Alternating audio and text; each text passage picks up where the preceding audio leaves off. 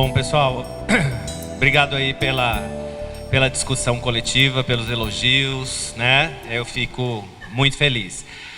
Eu preparei um segundo momento, que seria um pouco mais técnico, que são aí extraídos de algumas pesquisas que eu realizei e de alguns trabalhos acadêmicos que eu publiquei. Mas vou confessar que é extenso, denso, e a gente não tem esse tempo, porque a gente tem agora 19 minutos.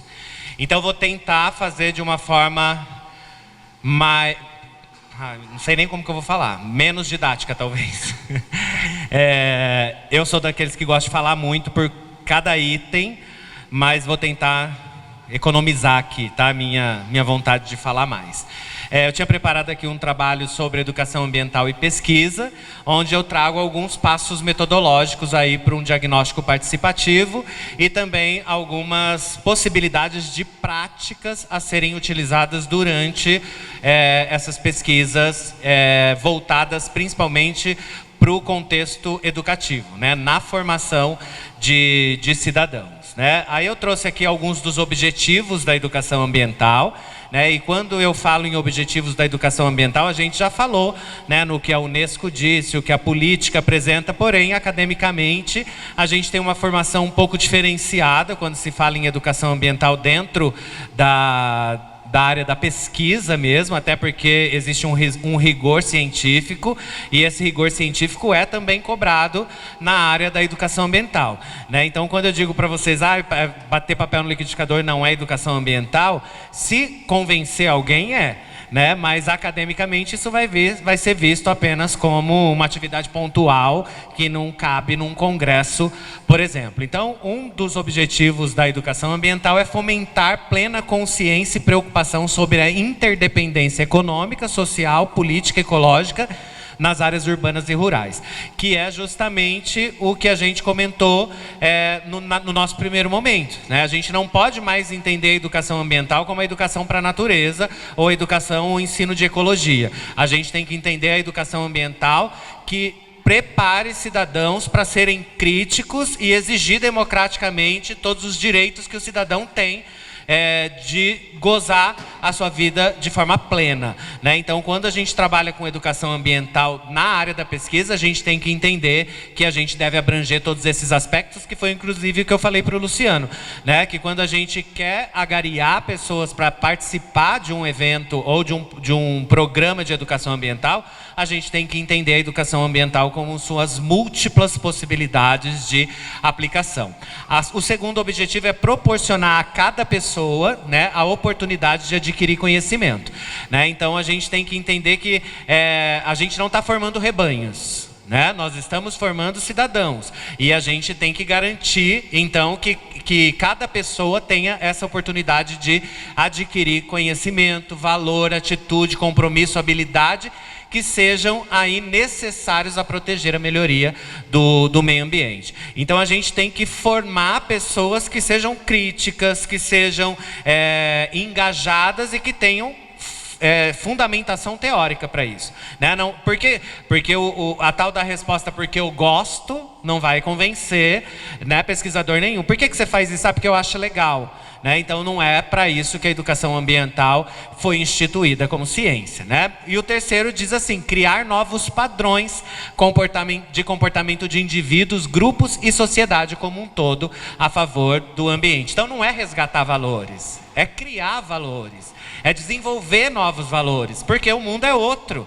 Não tem essa de a gente poderia resgatar valores porque naquela época era assim, essa era aquela época.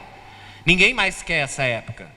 A gente não ficou preso nessa época. A gente tem que construir um futuro que talvez seja melhor do que essa época, né? E esse seria aí também um dos objetivos. E todos os trabalhos em educação ambiental, que a gente diz de forma acadêmica, ele também pode se enquadrar em diferentes categorias, né? Então aqui a gente tem algumas categorias que se aplicam à pesquisa da educação ambiental. Uma delas está relacionada à consciência, né? Que está diretamente relacionada ao que a gente apresentou nesse primeiro momento, que era a educação ambiental como uma ferramenta para sensibilização, para que ela se transforme numa educação ambiental que tenha como categoria a consciência, né? Que é ajudar grupos sociais e indivíduos a adquirir consciências e sensibilidade para o ambiente e problemas conexos, né? Quando a gente diz para o ambiente e ambientes e problemas conexos, é que a gente tem que entender que nada pode ser desconectado na educação ambiental, né? Que não existe uma compartimentalização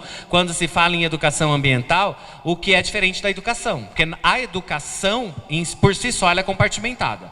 Biologia é biologia, geografia é geografia, história é história, matemática é matemática, né? E aí te pergunta alguma coisa e fala, daí você pergunta para o teu professor de matemática. Se o cara está perguntando para você, você pode responder fundamentado nos seus conhecimentos, né? Você não precisa saber logaritmo para fazer um levantamento da quantidade de árvores ou da cobertura vegetal de um determinado ambiente. Então, uma das áreas é a consciência. É você preparar o cidadão para que ele tome consciência do seu papel, né, na melhoria da qualidade de vida do coletivo. A outra é o conhecimento, né? A educação ambiental também tem algumas pesquisas que são fundamentações teóricas, né? Revisões bibliográficas, até porque é uma ciência que está em construção ainda. Se você pegar aí os principais artigos acadêmicos de educação ambiental, você vai ver que existe 42 definições para os 42 artigos que você leu.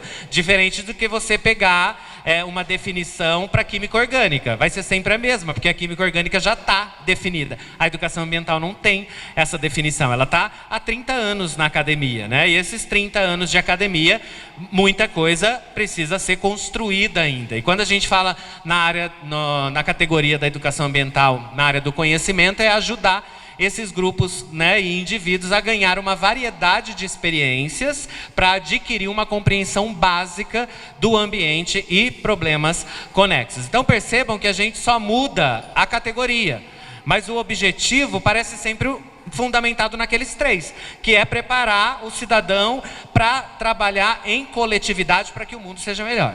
Né? Isso é educação ambiental. Então ele não tem uma área de aplicação. Não é o biólogo que vai tornar o mundo melhor, não é o geógrafo que vai tornar o mundo melhor, não é o engenheiro, é todos juntos, né? Se o engenheiro usar o seu conhecimento da engenharia para melhorar a qualidade de vida coletiva, o biólogo usar o seu conhecimento na biologia, o artista, né? Então, independente da sua área de formação, a educação ambiental, ela prioriza formar aí cidadãos que sejam comprometidos com as questões ambientais. A atitude, né, ela tem que despertar a atitude, porque a partir do momento que você tenha conhecimento, que você tenha sabedoria, que você saiba os caminhos, você tem que agir.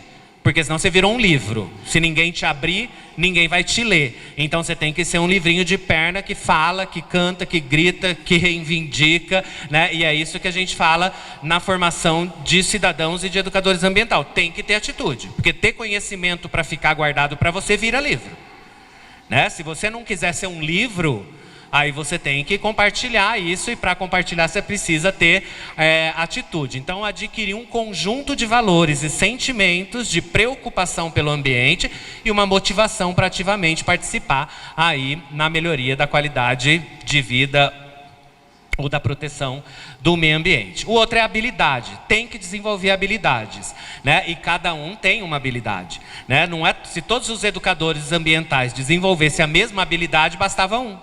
Né? Ele ia virar lá o rei do pedaço, grava um vídeo e todo mundo escuta ele, né? E aí não precisava da gente ter nem esse momento de discussão. Botava o vídeo aí do cara fodão e ele resolvia todos os problemas que a gente tem para discutir. Então a habilidade nesse sentido é adquirir habilidade para identificar esses problemas, né? Então eu, enquanto biólogo, posso identificar problemas ecológicos.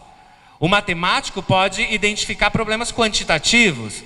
O artista pode identificar problemas que a arte resolve em relação à depressão, que são aí problemas que são enfrentados pela nossa realidade de forma tão efetiva, né? Então, quando a gente fala em habilidade, é que as diferentes habilidades devem ser contempladas para que a gente também melhore o mundo. E a participação, né? E participação, eu li pelo menos uns 4 ou 5 livros inteiros que discutia sobre participação, porque eu fui me atrever a fazer uma pesquisa participativa e, como eu disse para vocês, no começo estava tudo errado, tudo que eu ia fazer dava errado, e eu falava, eu não quero mais essa metodologia não funciona. Então tive que pesquisar aí especialistas. E hoje eu entendo, participação não é adesão. E a gente foi educado para entender participação como adesão, né? Hoje nós vamos jogar vôlei. Quem vai querer participar? Isso é participar? Não. Participar é voltar ali e perguntar o que nós vamos jogar hoje. Porque quem participa tem que ter poder de decisão. Senão você está aderindo, né? Então a gente usou essa palavra participar sempre equivocadamente, pelo menos no que me foi apresentado. Me perguntavam assim: hoje vai ter o jogo tal, quem que vai querer participar? Eu não estou participando, eu estou aderindo a essa condição. Participação significa poder de decisão. Então é discutir. Lembra que eu disse para vocês, eu vou chegar na favela e vou dizer, nós vamos pintar as casinhas, igual lá no Caminito de Buenos Aires, vai ficar uma amarela, uma verde, uma vermelha, eles vão ficar super felizes.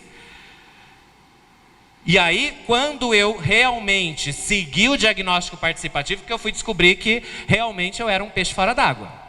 Né? E que participar significa reconhecer no outro a realidade do outro, porque só ele que pode te contar, né? Não dá para você imaginar o que ele quer para a vida dele melhorar. Então, providenciar, né, para grupos sociais e indivíduos a oportunidade de ativamente se envolver em trabalhos para a solução dos problemas ambientais. Então, participação, a gente tem que, de uma vez por toda, entender que não é adesão. Participação é poder de decisão. E a gente tem aí autores acadêmicos maravilhosos que discutem sobre o processo participativo.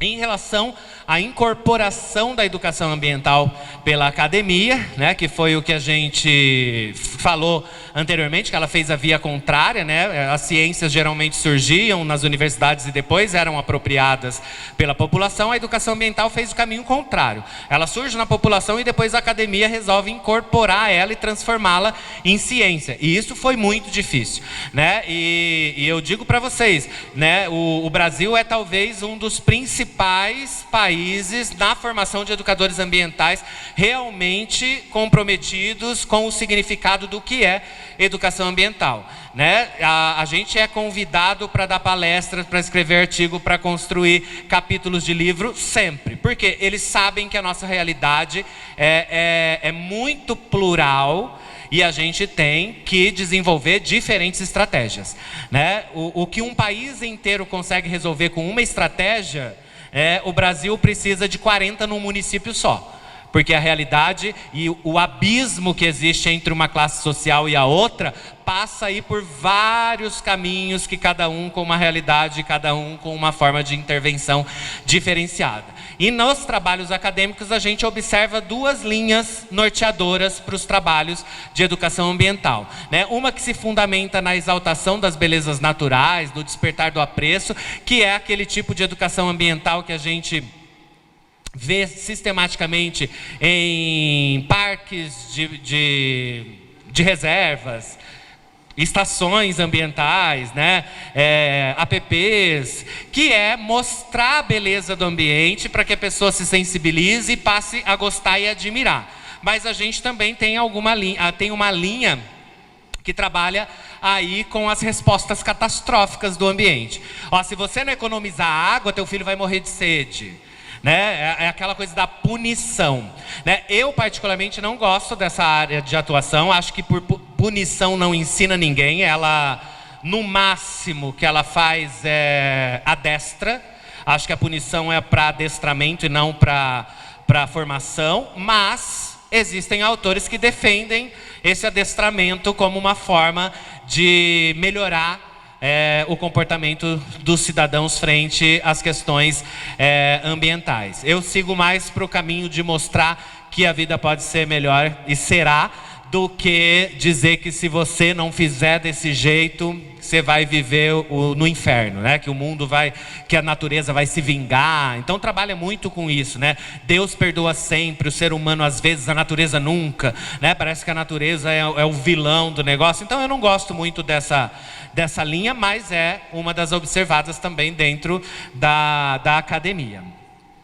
E as metodologias mais utilizadas é a metodologia da educação ambiental transformadora e da educação ambiental participativa. Quando a gente fala na transformadora, é aquela que vai transformar integralmente o ser e as suas condições objetivas de existência, que é quando você vai apresentar um caminho para que aquela pessoa redescubra o seu potencial de existência no mundo e na sociedade, que é maravilhoso, né? Porque a gente tem que entender que a gente precisa se transformar todos os dias para atender as expectativas do outro e, consequentemente, atender as nossas. Porque a gente se frustra quando a gente não atende a expectativa do outro, né? Então, a gente precisa aí estar sempre se transformando para que essas expectativas sejam comuns entre você e o outro, né? E esse é um caminho fantástico para a pesquisa na educação ambiental, assim como a educação ambiental participativa, que a princípio para mim foi um terror, parecia que ia dar tudo errado, que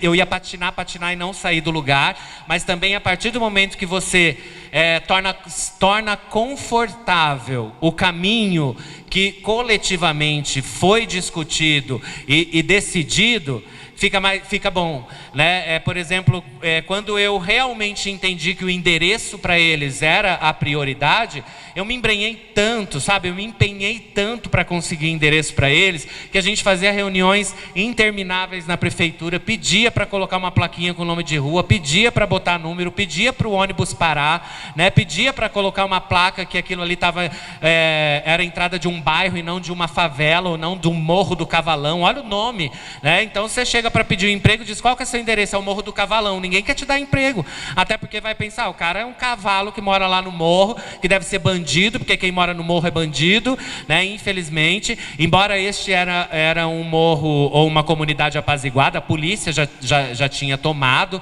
lá, né? Então a gente tinha uma realidade bastante diferente do que realmente são essas comunidades periféricas no Rio de Janeiro.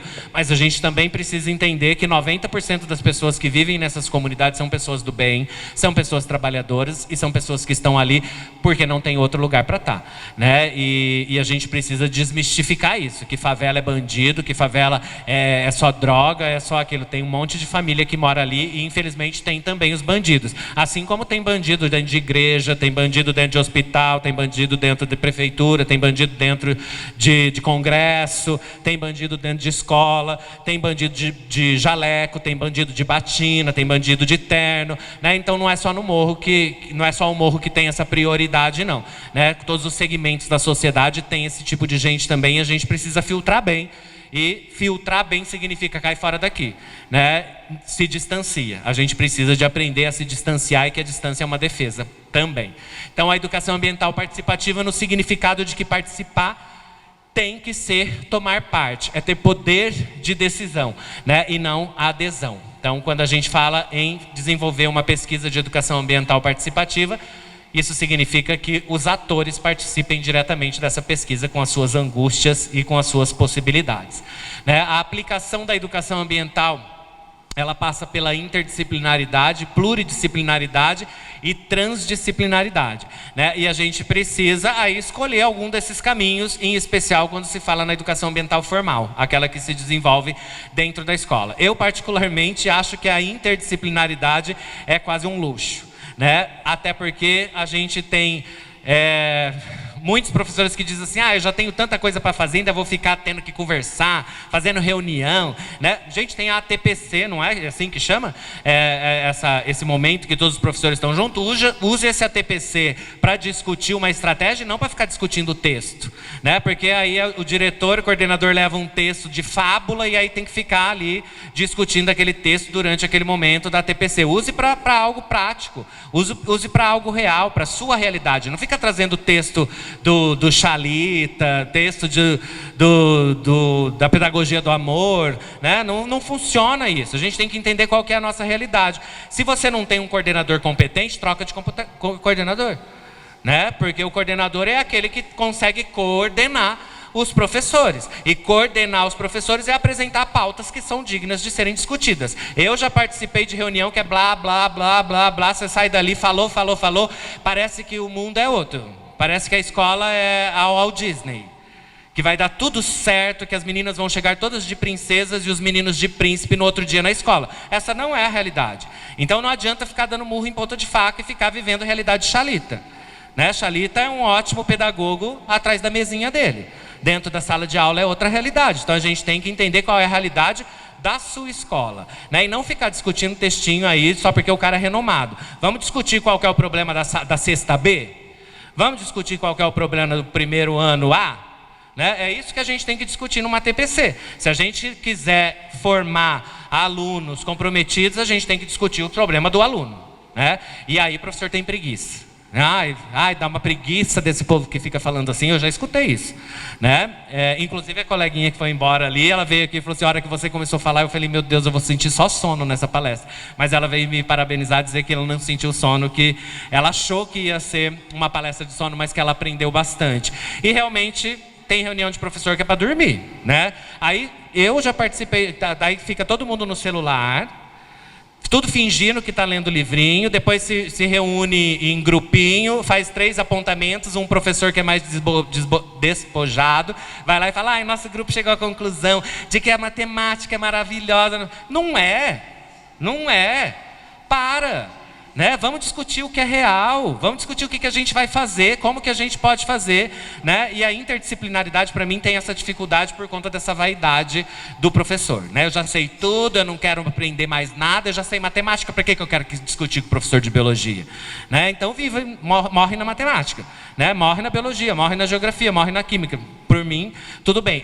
Quanto mais eu aprender, melhor. Então eu acredito muito na transdisciplinaridade. Eu acho que a gente, enquanto educador, tem que mesmo se enfiar em todos os assuntos, né? Eu, às vezes, estou dando aula e meus alunos falam assim, professor, você não entende de química? Eu falo, do que eu preciso entender, eu entendo. E eu ensino. Né? E aí, eu já escutei a diretora falar assim, Reinaldo, não se atreve a ensinar química. Eu não estou ensinando química, estou ensinando bioquímica, você não entendeu, né? Então, é só eu falar que eu estou ensinando outro tipo, né? Mas eu busco entendimento. Ser transdisciplinar é você ultrapassar os limites da sua disciplina, e isso é uma delícia, porque biologia eu já estudei tudo que tinha para estudar. Né? Eu já sei todos os nomes das organelas, das células, da membrana, do que ela é composta. Agora vou me embrenhar um pouco mais além disso, para que se o aluno perguntar para mim do que é feita a membrana, eu saber. Né? Porque ela é um composto químico, eu quero saber que química é essa que está na membrana plasmática. Então, e os alunos sempre falam, nossa, como que você sabe todos esses nomes? Porque eu tenho tesão em saber todos esses nomes. Eu quero saber todos esses nomes. Né? Mas a gente também precisa saber, eles falam, mas a gente também vai ter que saber todos esses nomes. Não, só eu que sou louco, eu que sou idiota. Lógico que você vai ter que saber. Se eu tenho que saber, você também tem que saber. Né? Então vamos, e não ficar economizando ensino. Né? Eu, por exemplo, não consigo dar aula em ensino fundamental. Fui contratado 1 ano numa escola aqui não, em Araçatuba. E no final a diretora falou assim para mim, Reinaldo, você precisa ir mais devagar. Né? Você não pode passar todo o conteúdo assim, então eu tenho que ficar economizando o conteúdo. Deixa eu falar, se ele não entendeu metade, pelo menos eu falei. Mas não podia, aí falei, não quero mais trabalhar daqui, então vou me demitir. E aí pedi demissão no final do ano. O que aconteceu? Os pais todos eu tive que ir numa reunião com os pais, porque os alunos tinham falado que eu tinha sido mandado embora. E os pais queriam que eu não fosse mandado embora, porque a escola era uma... Como chama quando é? Não é sociedade. Cooperativa. Era uma cooperativa e os pais tinham participação. E aí eu tive que ir lá dizer que não, que era eu que não queria mais, porque eu tinha tido uma outra oportunidade, e isso e aquilo. Mas eu não consigo. Se for para eu ficar contando meias verdades, não. Né? Deixa eu contar a verdade inteira. Se ele não entendeu, tudo bem. Depois a metade que ele não entendeu, depois eu tento explicar. Né? Então eu acho que, infelizmente, o ensino fundamental fica aí economizando. Aí chega lá no ensino médio, a gente parece extraterrestre. Né? Porque daí a gente tem que contar a verdade inteira e eles falam, nossa, meu professor nunca falou disso. Não falou porque ele não quis. Eu sempre falo isso, não falou porque ele não quis. Porque ele sabia. Né? Então a gente tem que formar mesmo, ensina tudo. Se não der conta de se apropriar de tudo, está tudo bem também. Né? A gente às vezes é obrigado a aprender tanta coisa que a gente não quer, né? Porque o mundo nos derrama tantos problemas que a gente fala, nossa, eu não queria, né, estar no meio desse problema. Mas você está, né? Então caiu na chuva, se molha. E a outra seria a pluridisciplinaridade. Nesse caso é o que as escolas mais aplicam. Nós vamos falar da água. Aí o de matemática fala da água do jeito que ele quer, o de geografia fala do jeito que ele quer. E aí é o mais fácil, porque não precisa ninguém conversar com ninguém. E aí professor nenhum vai discutir com professor nenhum. Não tem que ter uma reunião, não tem que trocar ideia. E aí funciona mais facilmente, né? Entre a pluridisciplinaridade e a transdisciplinaridade, eu prefiro ir para a trans. Porque na transdisciplinaridade, já que o professor de física não quer falar sobre as questões ambientais, eu falo, né? Mesmo com o meu conhecimento não tão aprofundado quanto o dele na física. E aqui eu trouxe algumas ferramentas, né, metodológicas para se trabalhar com a educação ambiental no ensino formal, que seriam as saídas de campo, né? Schneer, lá em 1979, já dizia que a saída de campo com um naturalista pode abrir os olhos dos principiantes, servindo como um guia, pois sabe para onde olhar e assim conseguem observar um número de animais e plantas maior do que um iniciante. E ele já estava deixando bem claro, é importante a presença de um professor, de um educador, né? Até porque a gente não é mais inteligente que os nossos alunos, mas nós já fomos apresentados temas que eles ainda não foram. E como a gente já teve esse tema na nossa formação, a gente consegue orientá-los a facilitar a vida deles. Esse é o papel do professor. Ele tem que ser um facilitador no processo de construção e apropriação de conhecimento. Senão não faz sentido, né? Senão as pessoas deveriam ser autodidatas e elas não são. Embora depois a gente aprenda a ser um pouco autodidata. Então a saída de campo, ela auxilia essa construção de conhecimento mais significativo, que foi o que a colega disse, né? Como que você vai falar de nascente se o cara nunca nem viu uma nascente? Né? Como que você vai falar de epifitismo, né? Estou falando aqui da biologia, se o cara não sabe nem o que é uma epífita. Aí você fala, epífita é a orquídea que fica lá no coqueiro da sua casa. Ah, tá. Mas ele nunca olhou para a orquídea do coqueiro da casa dele. Então, se você não levar ele para olhar, ele não vai entender o epifitismo de forma mais efetiva. Porém, necessita ser pensada e organizada para atingir esse objetivo, né? Este entrosamento de ideias possibilitará a construção de conceitos, os quais poderão ser fixados e entendidos de formas mais simples, não necessitando de descobertas, né? Então, quando a gente leva um aluno para a saída de campo, a gente tem que ter tudo planejado, né? Eu não posso falar assim, vou levar você ali na matinha atrás da escola, sendo que eu nem sei o que tem na matinha atrás da escola. Porque daí vai chegar lá, mas professor, o que é isso? Não sei. Isso aqui eu também não sei. Então a gente vai voltar porque a gente não sabe nada, né? Então tem que ter planejamento. Não é simplesmente pegar os alunos, levar para fora da escola e falar, oba, nós vamos fazer uma atividade lá fora, sendo que você não sabe o que você vai fazer. Então tem que estar muito bem planejado, né? E aqui tem uma frase de Mário Quintana que eu achei muito bonita, que diz assim, a verdadeira arte de viajar, né? A gente sempre deve sair à rua com quem foge de casa, como quem foge de casa, como se estivesse abertos diante de nós todos os caminhos do mundo. Não importa que os compromissos, as obrigações estejam ali. Chegamos de muito longe, de alma aberta e coração cantando, né? Então, todas as vezes que a gente sai para o mundo, né? Que a gente se joga nesse mundo, a gente tem que estar de coração aberto para aprender, né? Uma gota de chuva que bate no poste da luz faz a gente se maravilhar. E é isso que a gente precisa estar preparado para se encantar a todo momento, né? Porque, como disseram aqui também, na pressa, a gente nem nota que a lua muda de formato, né? Quando fala, a lua parece que é sempre redonda, né? Tem vez que a lua está um C, tem vez que a lua está um D, tem vez que ela está um O, e a gente na pressa nem parece que existe essas mudanças de luas, né? Nem parece que tem estrelas que formam constelações, porque a gente parece não ter tempo, né? Não querer ter esse tempo para se encantar, né? Eu sou do tipo encantado por natureza. Se eu for num lugar e todo mundo apagar a luz, eu já olho para o céu para ver se eu vejo uma estrela diferente. Eu acho que é assim que a gente tem que se encantar, né, a todo momento. Bom, umas das metodologias são as trilhas ecológicas, né? As trilhas ecológicas, elas se restringem a passeios em ambientes naturais, né? Então, quando a gente fala em trilha ecológica, a gente está falando de trilhas que têm por finalidade aí aproximar as pessoas de ambientes naturais. E dessa forma, né, estimular a sensibilização humana, que possibilita aí a compreensão do ambiente natural e de suas inter-relações que proporcionam a aquisição de valores relacionados à conservação do meio ambiente. Então, trilha ecológica é aquela que a gente leva o aluno ou a comunidade para se embrenhar num ambiente natural. O objetivo dela Pode ser ou não ensinar ecologia, mas é ter contato com a natureza. E elas podem ser do tipo trilhas taxonômicas, que são aquelas que a gente vai passando e tem o nomezinho de todas as árvores que pertencem àquele ambiente. Elas podem ser analíticas, que são aquelas que não interessa o nome da espécie, mas interessa, por exemplo, uma análise daquele ambiente, saber se aquilo é uma mata ombrófila, se aquilo é uma caatinga, se aquilo é uma mata atlântica, né? É fazer uma análise daquele ambiente natural ao qual você está se inserindo. Ou elas ainda podem ser não taxonômicas e não analíticas, que são aquelas que você tem um monitoramento, onde qualquer curiosidade possa ser trabalhada, né? Que foi a que eu trabalhei no meu mestrado. A gente trabalhou com trilhas no Cerrado e na Mata Atlântica e o objetivo era identificar estratégias de sobrevivência. Então ninguém precisava saber nome de árvore, ninguém precisava saber que ambiente era aquele, mas existia aquela pergunta: por que essa árvore tem a casca grossa? Vamos pegar um pedacinho dessa casca, vamos levar lá para o Centro de Educação Ambiental e vamos descobrir por que essa árvore tem casca grossa. Por que essa folha tem a ponta afinada e essa folha tem a ponta redonda? Vamos descobrir por que é assim. Então essas seriam as trilhas não taxonômicas e não analíticas, onde você pode explorar diferentes possibilidades dentro daquele ambiente natural. Depois nós temos as trilhas ambientais.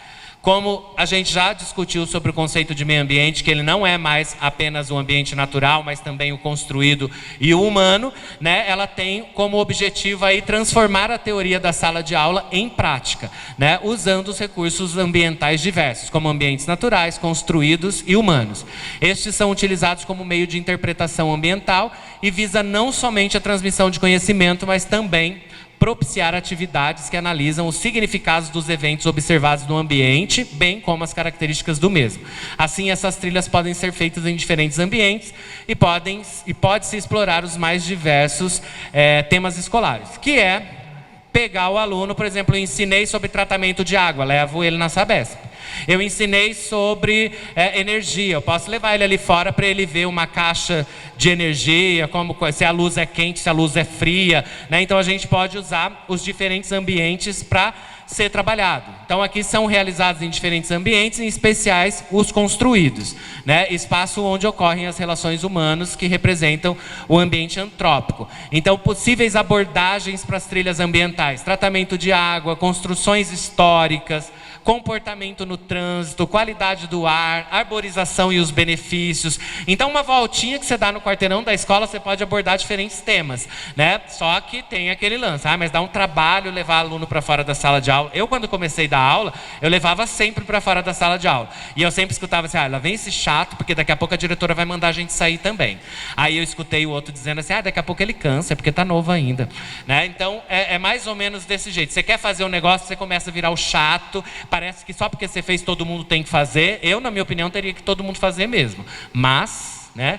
E por fim, a gente ainda tem a aula passeio, né? Uma proposta de Freinet, que diz que a utilização de espaços naturais e construído como extensão do ambiente escolar apresenta um recurso pedagógico relevante para a apropriação de saberes sobre a dinâmica de um ecossistema e as suas interrelações com o ser humano, né? As suas influências nos costumes, crenças, valores sociais, seja no âmbito alimentar, cultural, migratório, dentre outros. Aqui destaca-se algumas características ecológicas que podem ser utilizadas como recurso didático pedagógico para a elaboração de aulas passeios e aulas convencionais. Então, nas aulas passeios, por exemplo, a gente pode dizer: por que será que do Rio Grande do Sul eles tomam chimarrão e aqui a gente toma tereré? Não tem nenhuma influência do ambiente natural nisso? Né? Por que você vai para o Rio de Janeiro, o povo está no shopping de biquíni, e você vem aqui em Araçatuba, ninguém está de biquíni? Por que o povo come galinha com piqui lá e aqui a gente come galinha com batata? Por que a gente come farinha de mandioca e o outro come farinha de milho? Isso tem história, isso tem cultura envolvida, né? Eu, quando dou aula de biomas brasileiros, por exemplo, Mata Atlântica, Cerrado, eu ensino tudo do que é ecologicamente relacionado a esse ambiente. E o seminário dos alunos é trazer tudo sobre o aspecto cultural. A dança característica daquele bioma, os pratos típicos, eles piram, porque daí eles levam um prato de comida, eles se vestem de galocha, de gaúcho, toca violão, né? Então, isso é importante, que a gente entender que a nossa cultura está intrinsecamente relacionada ao ambiente ao qual a gente está inserido. Por que a gente fala porta, porteira, e em São Paulo eles falam porta? meu, pizza, né? E tem a ver com o ambiente ao qual a gente está inserido, é cultural, né? E não é culturalmente não aceito, toda cultura é bem-vinda, né? Eu quando fui fazer faculdade, um monte de colega chamava eu de ervilha, porque o dia que eu falei ervilha, o que é isso? Né? Por exemplo, um amigo foi me visitar quando eu morava no Rio, e ele chegou no açougue e falou assim, tem carne? Né? E o açougueiro não entendeu, ele falava, o que? Carne? Aí eu falei assim, gente, e o meu amigo, Reinaldo, eu estou falando o que errado? Eu falei, é carne. Aí ele falou, carne tem, né? Então imagina, são aí comportamentos que é legal da gente aprender, né? Eu quando morei no Rio de Janeiro, eu chegava morava em cima de uma pastelaria. Aí eu chegava lá no balcão e falava assim, você me vê 2 pastéis? Um de queijo e um de carne, né? Aí ele falava assim, e do outro dia eu chegava de novo e o cara já ia falar, é um de queijo e um de carne? Aí eu falava assim, não, é 2 pastéis. Um de queijo e um de carne.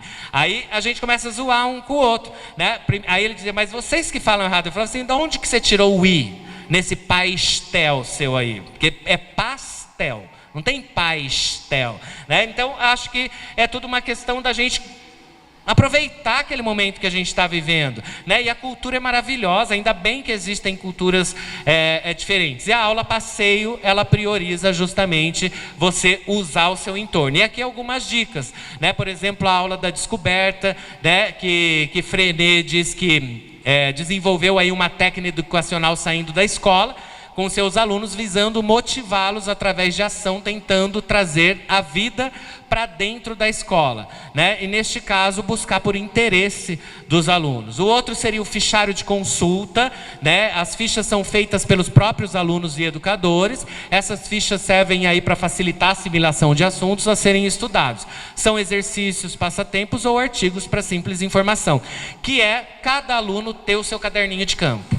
Todas as vezes que a gente for fazer uma atividade, você vai anotar ali o que você aprendeu, o que você gostaria de aprender mais sobre aquilo, né? A gente, enquanto pesquisador, tem que fazer isso todo momento, né? Porque se você sai, por exemplo, trabalhei com um cerrado, eu tinha que ir com a câmera fotográfica, com um papelzinho, porque eu tinha que escrever todas as minhas curiosidades para depois eu pesquisar nos livros. E esse é uma estratégia muito legal. Mesmo que você não tire o aluno da sala de aula, é legal ele ter essa cadernetinha onde ele anota todos os temas que ele foi acompanhando durante as suas aulas. Essa estratégia do livro da vida também é muito legal, né?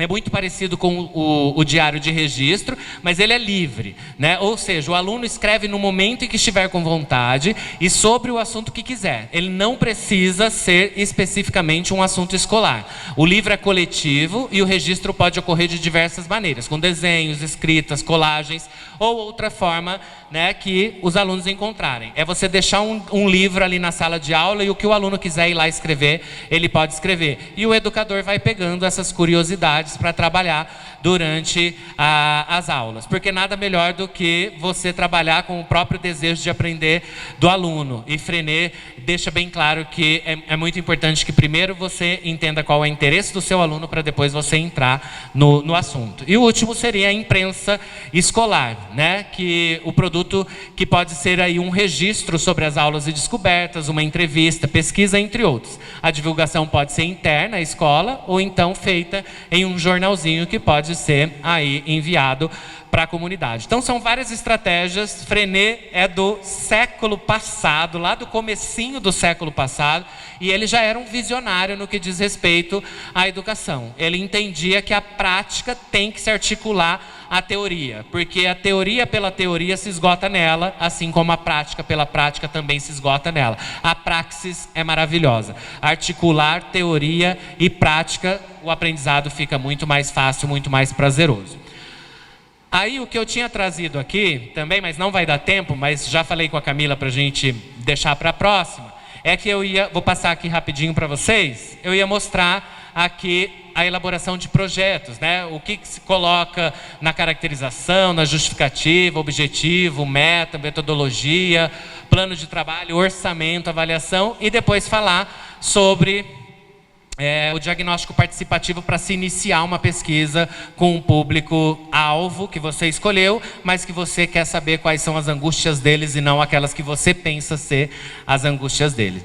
Né? Então vai ficar para um próximo momento. Depois, se a Camila também quiser disponibilizar aí os slides para vocês, está tudo totalmente autorizado. Aí a Camila pode disponibilizar aí para vocês. Gente, muito obrigado. Desculpa a correria desse segundo momento, a gente não tinha tempo. Que bom, sinal que o primeiro momento foi produtivo para vocês e para mim. Obrigado pelas devolutivas, obrigado pela participação, pela atenção, por terem me ouvido. É fantástico esse espaço.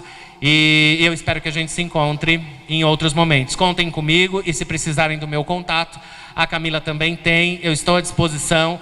E se for para melhorar a nossa vida, eu estou junto. Contem comigo.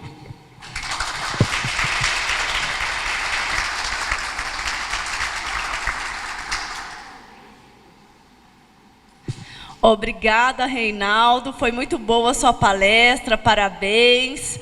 Parabéns a todos também pelas experiências apresentadas aqui hoje, pelos relatos, pelos projetos que estão sendo desenvolvidos nos municípios.